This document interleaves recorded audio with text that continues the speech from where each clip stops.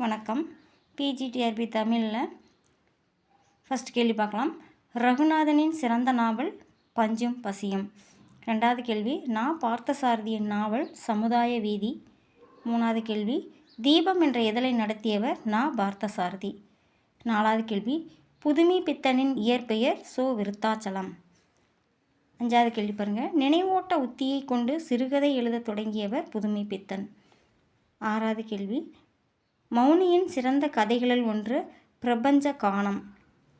ஏழாவது கேள்வி, தன் பாத்திரங்களுக்கு பெயரிடாமல் வெறுமனே அவன் என்றும் அவள் என்றும் குறிப்பிடும் கவிஞர் மௌனி.